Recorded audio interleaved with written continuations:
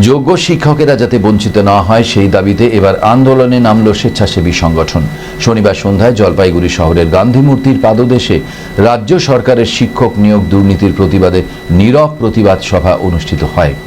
এদিন জলপাইগুড়ি শহরের সামাজিক সংগঠন অভিমুখের উদ্দেশ্যে এই কর্মসূচি পালন করা হয়। এদিন সংগঠনের পক্ষ থেকে গান্ধীজির মূর্তিতে ফুল দিয়ে শ্রদ্ধা নিবেদন করেন উমেশ শর্মা, প্রশান্ত নাথ চৌধুরী সহ অন্যান্যরা। শিক্ষক নিয়োগ নিয়ে সরকারের তরফে যে দুর্নীতি করা হয়েছে প্ল্যাকার্ডের মাধ্যমে তাকে ধিক্কার জানানো হয়। এই সাথে যোগ্য প্রার্থীদের যাতে অবিলম্বে চাকরি দেওয়া হয় তার দাবি করা হয়। এই ধরনের নীরব প্রতিবাদ শহরের বাসিন্দাদের কাছে নজর কেড়েছে। এদিন জলপাইগুড়ি শহরের বিভিন্ন শিল্পী, সাহিত্যিক, কবি, নাট্যকার সকলে একত্রিত হন।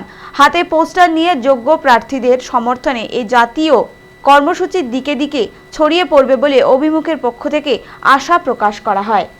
কি বলবেন এই যে আজকের দিতে দাঁড়িয়ে আপনাদের রাস্তায় নামতে হলো কেন? আপনি একজন বর্তমান শিক্ষিকা, আমিও সম্প্রতি অবসর নিয়েছি। আচ্ছা, প্রাক্তন আমি খুব শিক্ষিকা আপনি। দুঃখিত যে এই যে প্রত্যেক দিন মিডিয়াতে এবং বিভিন্ন জায়গায় এই যে তাদের অসম্মান, যারা একটা শিক্ষক পদে 16 সাল থেকে চাকরি করছে তাদের বা তারও আগের থেকে যারা করছে বা পরে যারা করছে, যোগ্য সম্মান কিন্তু তাদের আর কিছু রইল না এবং তারা পথে নেমেছে।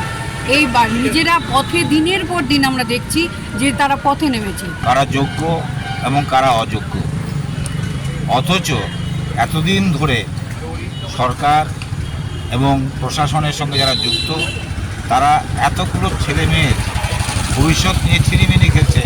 আসে কোর্টের দরজায় এসে এই যে 26,000 শিক্ষক শিক্ষিকা কর্মচ্যুত হলে এর দায় কে নেবে? আমাদের দাবি যে এসএসসি কেন, প্রশাসনের সঙ্গে যারা যুক্ত আছেন প্রত্যেকেই যেন এর একটা বিহিত করে, তাড়াতাড়ি এদের যেন সফল পায়, যোগ্যরা যেন ন্যায্য অধিকার পায়।